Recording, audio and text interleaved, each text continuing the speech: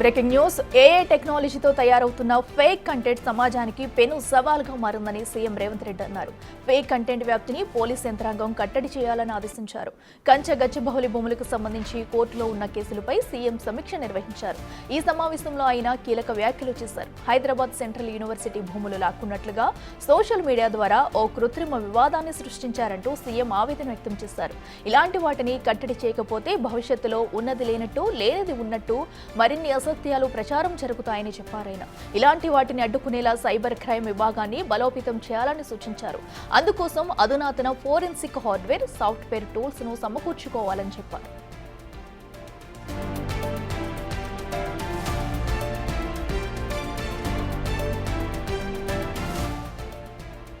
ఇదే అంశానికి సంబంధించి మరింత సమాచారం మా ఇన్పుట్ ఎడిటర్ పవన్ లైవ్ లో అందిస్తారు. పవన్, చెప్పండి, ఇప్పటికే అటు హెచ్సిఏ భూములపై ఏదైతే వివాదం ఉందో దానిపై ఒక ఫేక్ కంటెంట్ కూడా సోషల్ మీడియాలో వైరల్ చేస్తున్నారా? అయితే దీనిపై కూడా దీన్ని కట్టడి చేయాలంటూ అటు సీఎం రేవంత్ రెడ్డి అయితే ఇప్పటికే ఆదేశించడం జరిగింది. మరి దీనిపై ఎప్పటి నుంచి చర్యలు తీసుకుపోతున్నారు? డీటెయిల్స్ అంటే గచ్చిబౌలి సర్వే నెంబర్ 25లో ఇప్పటికే అనేక నిర్మాణాలు జరిగాయి. తాజాగా 400 ఎకరాలు అటు భూసేకరణ, దాన్ని అభివృద్ధి చేసే దిశగా ప్రభుత్వం అడుగులేస్తున్న తరుణంలో అనేక అవాస్తవాలను ఆ ప్రజల ముందుకు తీసుకొచ్చారు. అక్కడ పర్యావరణ విధ్వంసం జరిగిపోతుంది, అటు బుల్డోజర్ల కింద జింకలు పడి చనిపోతున్నాయి. ఇటువంటి ఫోటోలన్నీ కూడా విచ్చలవిడిగా ప్రచారంలోకి వచ్చాయి. దాన్ని అటు సోషల్ మీడియాలో విస్తృతంగా ప్రచారం చేస్తూ అక్కడ జరగకూడదేదో జరిగిపోతుందంటూ పెద్ద ఎత్తున ప్రచారం చేశారు.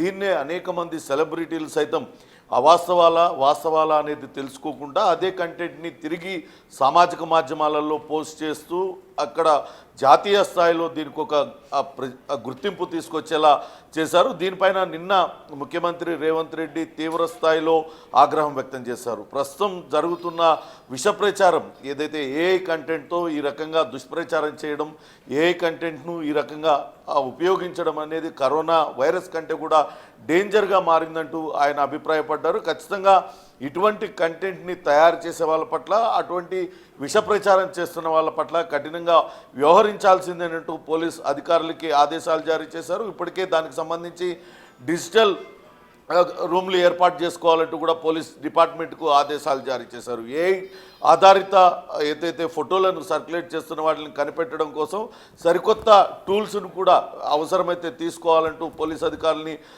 ఆదేశాలు జారీ చేశారు. అలానే కోర్టు దృష్టికి కూడా జరుగుతున్న పరిణామాలన్నింటినీ కూడా తీసుకువెళ్లాలంటూ ఆయన మంత్రులకు ఇతర అధికారులకి ఆదేశాలు జారీ చేశారు. నిన్న మంత్రులు పొంగులేటి, సీతక్క, ఇతర మంత్రివర్గ సహచరులతో పాటు అటు వివిధ విభాగాలకు సంబంధించిన వాళ్ళు, టీజీఐఏసి, అలానే అటు అటవీ శాఖకు సంబంధించిన అధికారులందరితో కూడా ఆయన సమావేశమయ్యారు. గడిచిన 25 ఏళ్ళుగా అక్కడ అనేక నిర్మాణాలు జరిగాయి. ఐఎస్బి కావచ్చు, అట్లనే గచ్చిబౌలిలో ఉన్న స్టేడియం, ఇన్ని నిర్మాణాలు జరిగి అంతలా అభివృద్ధి చేసినప్పుడు ఇప్పుడు కూడా ఇంత వివాదం కూడా రాలేదు. కానీ ఇప్పుడు ఈ 400 ఎకరాలలో కావాలని కొంతమంది ఈ రకంగా వివాదాన్ని సృష్టిస్తున్నారు. కాబట్టి ఖచ్చితంగా దీనికి కట్టడి వేయాల్సిన అవసరం ఉంది. జరుగుతున్న వాస్తవాలన్నింటినీ కూడా వివరించండి. ఏఐతో ఇటువంటి దుష్ప్రచారం చేస్తున్న వాళ్ళ పట్ల వాటిని కట్టడి చేయాల్సిన అవసరం ఎంతైనా ఉందంటూ ఆయన అభిప్రాయపడ్డారు. ఆ దిశగా పోలీసులు చర్యలు తీసుకోవాలంటూ ఆదేశాలు కూడా జారీ చేశారు. ఇక నిన్న additional DG law and order Mahesh Bhagwat కూడా ఒక సూచన చేశారు, హెచ్చరిక చేశారు. ఖచ్చితంగా ఇటువంటి దుష్ప్రచారం, ఏఐతో దుష్ప్రచారం చేస్తున్న వాళ్ళ పట్ల కఠినంగా వ్యవహరిస్తామంటూ కూడా ఆయన చెప్పారు. ఏదైతే ఫేక్ కంటెంట్ను తయారు చేయడమే కాకుండా వాళ్ళని రకరకాల సోషల్ మీడియా, సామాజిక మాధ్యమాల్లో పెట్టడం ద్వారా అటు మేధావులు, ఇతర వర్గాల వారందరూ కూడా అది నిజమా కాదా అనేది నిర్ధారణ చేసుకోకుండా ఆ వీడియోలను చూసి వాళ్ళు కూడా అదే రకంగా వాటిని రీపోస్ట్ చేయడం, ఇదంతా చేయడం వల్ల అబద్ధం అనేది చాలా త్వరగా వ్యాప్తి చెందుతుంది. దీనికి ఖచ్చితంగా పులి స్టాప్ పెట్టాల్సిందేనంటూ ముఖ్యమంత్రి తీవ్రస్థాయిలో అధికారులకు చెప్పారు. ఖచ్చితంగా దీనిపైన కఠినంగా వ్యవహరించాలంటూ ఆదేశాలు జారీ చేయడంతో పోలీసులు ఆ దిశగా చర్యలు తీసుకోవడానికి రంగం సిద్ధం చేస్తున్నారు. అఖిల, ఎస్ పవన్, అయితే ఇప్పటి వరకు మనం చూసినట్టయితే ఒక పక్క ఈ భూములకి సంబంధించి కూడా విపక్షాలు ప్రజలను మభ్యపెట్టేలా కూడా కొన్ని విమర్శలు అయితే చేస్తూ వస్తున్నాయి. అయితే దీనికి తోడు కూడా ఏ ఫేక్ కంటెంట్ కూడా వస్తుంది. అయితే ఈ కంటెంట్ ఏ అకౌంట్స్ నుంచి వచ్చింది, ఎవరు ఎక్కడి నుంచి బయటకు వచ్చింది అనేది ఏమైనా ఇప్పటి వరకు ఏమైనా గుర్తించారా?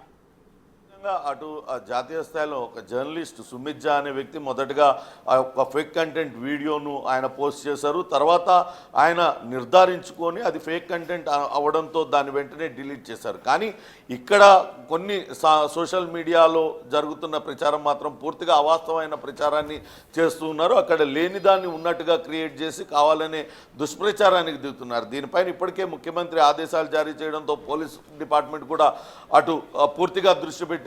ఎవరెవరి అకౌంట్ల నుంచి ఎక్కువగా ఇటువంటి కంటెంట్ అటు సోషల్ మీడియాలో పోస్ట్ అయింది, వాటిని ఎన్ని షేర్లు చేశారు, ఎవరెవరు షేర్ చేస్తున్నారు, అసలు తయారు చేసింది ఎవరు, వీటిలన్నిటిపైన కూడా పోలీస్ డిపార్ట్మెంట్ ఇప్పటికే దృష్టి సారించింది.